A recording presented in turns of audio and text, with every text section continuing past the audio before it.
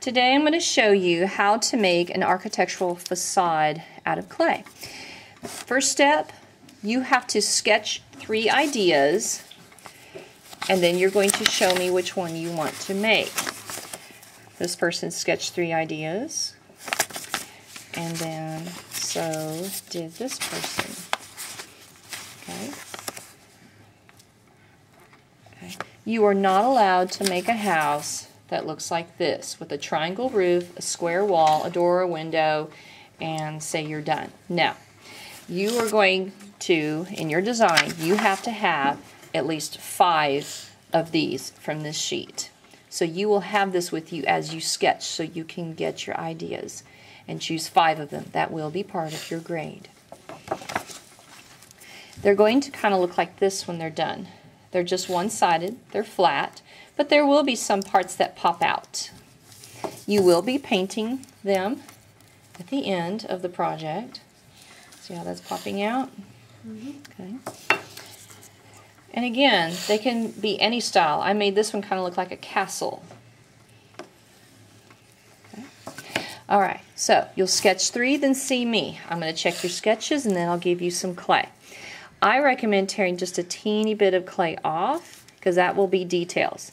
Then put the clay down, and one of the tools in your bucket is a roller. So you roll it, flip, roll it, flip, and flip it different directions. You flip it because it makes it the same thickness all the way around, and it keeps it from sticking to the table. But you want it to be about pancake thick, not tortilla thin. So like that, okay? And then you'll cut it to the shape that you want it to be. There are these paper clips inside your bucket that you'll use as your knives, but it also is going to do other details and things, okay? So then, now I just went ahead and cut, but what I recommend doing is kind of drawing the lines that you want first, in case you're going to do some kind of strange or different shape. And then if you don't like it, you would use the slip jar, put your finger in, and you can erase. So the slip can be your eraser too. Okay.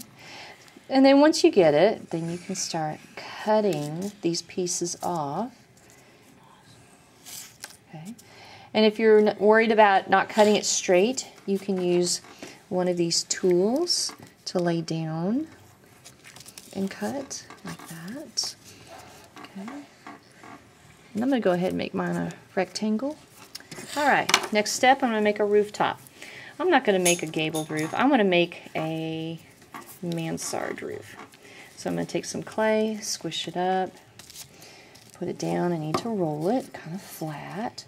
And again, roll, flip, okay. And it doesn't have to be pancake thick, it can be thin. That's not long enough. That's alright though. There we go.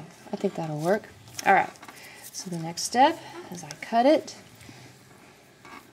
like that, go up, over, and down like that. Okay. Pull those apart, they'll become details later. Anytime you put 2 pieces of clay together, you can't just stick it. It'll just pop off later.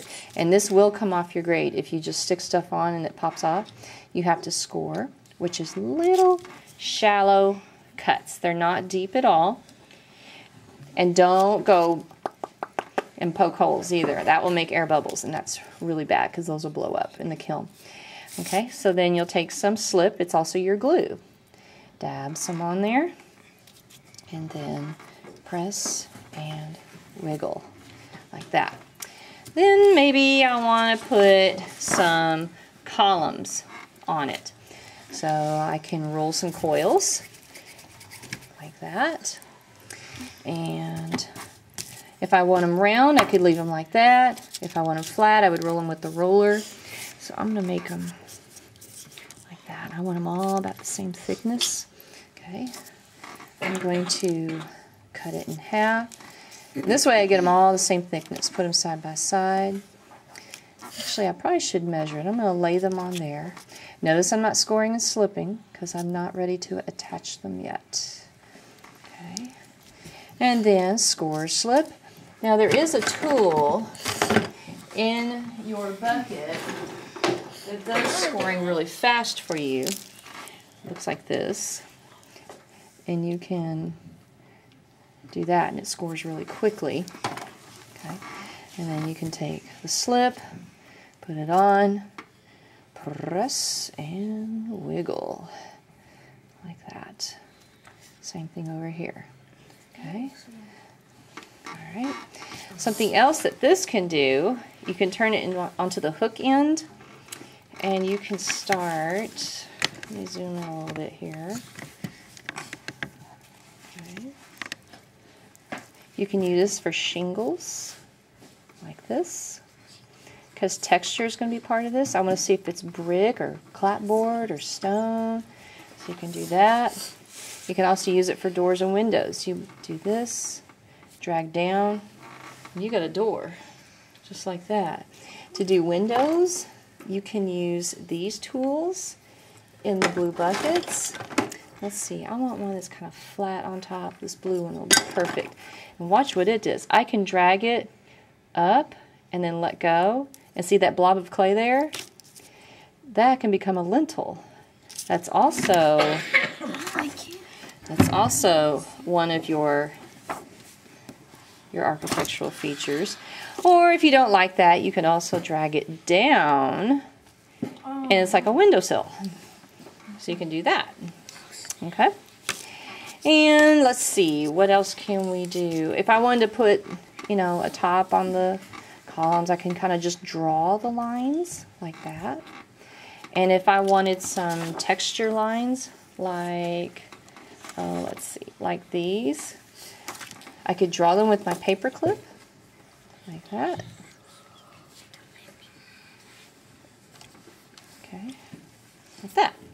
Okay, so let's see, what else do you want to see? I bet some of you are wondering if you get to use this. This is your garlic press, and if it's all clogged up in the pocket, you may have to flip that around and kind of bang it out. And if you do get crumbs that come out, you'll put them in your slip jar. Okay? That's how we keep slipping our slip jar. Yeah, be careful when you're doing that so you don't accidentally get on somebody. So see, it'll just come out, and then I'll just throw that in there. And then I take some of my extra clay that I've got going on, put that in there, flip it around, and then like that. And this would be good bushes, like in the house. You could do ivy going up the walls. You can get really fancy. Now someone usually says, do I have to score and slip? Yes. If you want something to stick and stay, yes, you have to score, slip, press, and wiggle. Okay, so I'm going to kind of squish that on there. Okay, kind of get it? What we're going for here? Yes. Yep. Yeah, ma'am. Okay.